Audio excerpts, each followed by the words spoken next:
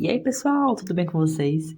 Bom, aqui no canal do projeto de Educação Ambiental Online, iniciaremos uma sequência de vídeo a respeito de invasão biológica. E é importante que vocês compreendam os conceitos que será trazido hoje, para que nos próximos vídeos vocês tenham total compreensão do que será abordado. Então, vamos lá. Você já se questionou se todas as espécies elas de fato conseguem ocupar o ambiente da mesma forma? Se todas conseguem se estabelecer do mesmo modo? Ou se uma é mais diferente da outra? Se tem esse aspecto heterogêneo em relação ao estabelecimento ali naquela região? Bom, a invasão biológica ela está atrelada à ODS 15, que fala sobre a vida sobre a Terra, né? Quando vem falando o seguinte, abre aspas, proteger, recuperar e promover o uso sustentável dos ecossistemas terrestres, gerar de forma sustentável as florestas, combater a desertificação, deter e reverter a degradação da terra e da perda da biodiversidade. Então, podemos atrelar esse conteúdo de invasão a essa ODS.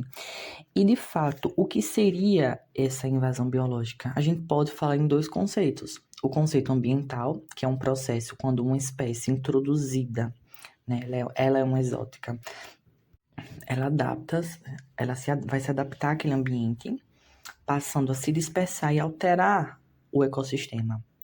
Já o conceito biogeográfico é muito importante a gente ter em mente. Por quê? Porque ele vai falar que a espécie exótica, ela passa a se dispersar para locais diferentes da introdução inicial e lá ela vai se estabelecer, invadindo aquela nova região. Mas como é que eu consigo de fato identificar quando uma espécie está se expandindo naturalmente e quando é uma exótica invasora? Espécies, elas conseguem ampliar os seus horizontes normalmente, mas levam milhões de anos para se expandir para outros locais. Já a invasão biológica, ela é diferente. Por quê? Porque ela permite que essa expansão seja muito mais rapidamente, ou seja, é uma dispersão muito mais frenética. E qual é a importância dessa temática? Por que a gente está aqui discutindo tudo isso? Porque a invasão biológica é a segunda causa de perda de biodiversidade no planeta. Elas podem gerar impacto sobre espécies autóctones, também atinge o meio físico, a saúde humana também pode ficar comprometida, a saúde dos animais, na agricultura, na pecuária também vai ter alguns impactos. Então, veja só, a invasão biológica, ela traz como consequência muitos aspectos afetados, como os econômicos, sociais, ambientais, e anualmente há bilhões em prejuízo, além da tentativa de controlar algumas espécies. Então, veja, se gasta muito dinheiro e também se perde muito dinheiro na tentativa de controlar algumas espécies. Então, posso falar para vocês que só é uma invasão biológica se houver a ação do homem, tanto de modo acidental quanto de modo intencional, que a gente vai falar daqui a pouquinho sobre isso. Então, trazendo mais alguns dados de algumas árvores, alguns bichos para vocês. Alguns pesquisadores da plataforma intergovernamental de científico-política sobre biodiversidade e serviços ecossistemas, o IPBES, divulgaram um estudo que apontou os animais invasores mais prejudiciais à biodiversidade e à qualidade de vida dos seres humanos. Dentre eles estão espécies como a água-pé, o rato preto, o castor norte-americano, o caramujo gigante africano e a tilápia do Nilo. Então, um número superior a 37 mil espécies exóticas foi introduzido por ações humanas em vários locais e biomas ao redor do mundo. Desse número, 3,5 mil são espécies exóticas invasoras prejudiciais. Por quê?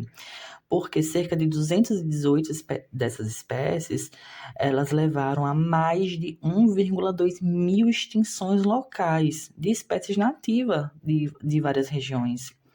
No Brasil, podemos citar um caso da invasão coral-sol, porque de acordo com o G1, abre aspas, né? Com a confirmação da presença de coral-sol pela primeira vez no litoral sul de Alagoa, neste fim de semana, cresce o temor pela preservação da vida marinha na região. É que a espécie invasora é considerada agressiva devido ao uso de tentáculos que danificam o tecido de corais vizinhos e a alta capacidade reprodutiva, que faz com que a vida marinha praticamente desapareça onde ela se instala. Então, veja os impactos dessa espécie sobre as outras.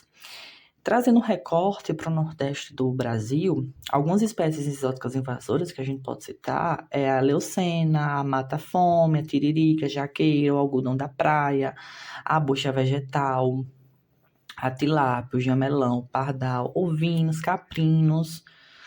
E então, percebam que é uma diversidade tanto de bichos, né, de animais, quanto de plantas, que são classificados assim, como exóticos invasores. Espécies que às vezes a gente nem imagina que a gente acha que é nativo, e de fato não é. Então, a introdução, como eu havia mencionado lá atrás, ela pode ser de forma intencional ou acidental.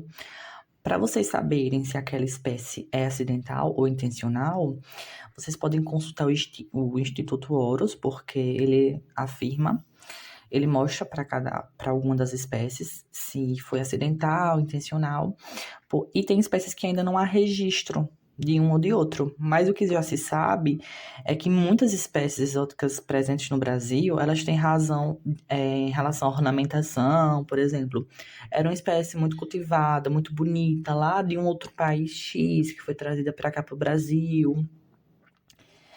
Também tem o aspecto alimentar, também tem espécies exóticas que são utilizadas no pasto. E um caso que eu gostaria de citar aqui para vocês é o rato preto, o ratus ratus, e o rato marrom, o ratus novérgicos, que respectivamente é da Índia e da China. A sua dispersão levanta um questionamento se de fato foi acidental através dos porões dos navios. E essa dispersão ela gera vários impactos. Por quê? Porque esses animais eles conseguem ser transmissores de doenças, eles vão diminuir as populações de répteis e aves. Então, observem, há muitos problemas atrelados a essa dispersão. Tá, eu entendi tudo isso, mas como é que eu consigo identificar se aquela espécie ela se trata de uma espécie exótica, nativa? Porque a gente sabe que existem várias classificações. E eu vou trazer 4 classificações para vocês.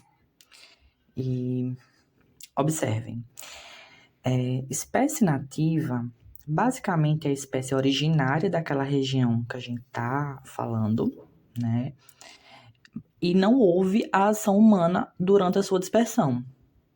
Uma espécie exótica é uma espécie que foi introduzida em um outro local fora da sua área de distribuição natural. Uma espécie naturalizada é toda espécie exótica capaz de se dispersar apenas no local de introdução inicial. Já quando a gente fala das exóticas invasoras, elas são chamadas também de alienígenas, porque ela tem uma alta capacidade de se proliferar, de se dispersar pelo ambiente, né? Acabar ali se proliferando. Então, basicamente, ela é toda espécie exótica capaz de se dispersar no novo ambiente, causando tanto alterações físicas, alterações químicas e também biológicas naquele ambiente. E, geralmente, um local dominado por espécies exóticas invasoras são conhecidos como, ali naquele local vai ter uma monodominância, ou seja, uma única dominância, porque esse é muito característico de exóticas invasoras, né? Dominar aquela região e basicamente só ter dela, espécies daquela, quando a gente fala de plantas, né? Naquela região. Então, são vários conceitos que é importante ser distinguidos um dos outros. E eu espero que tenha dado para entender. E é isso, pessoal. Ficamos por aqui hoje. Eu aguardo vocês no próximo vídeo, nos próximos 15 dias. E é isso. Até mais. Não se esqueça de curtir o vídeo, compartilhar esse projeto com outras pessoas que têm familiaridade com esses conteúdos que está sendo abordado aqui, porque assim o nosso projeto Educação Ambiental toma proporções maiores. E é isso.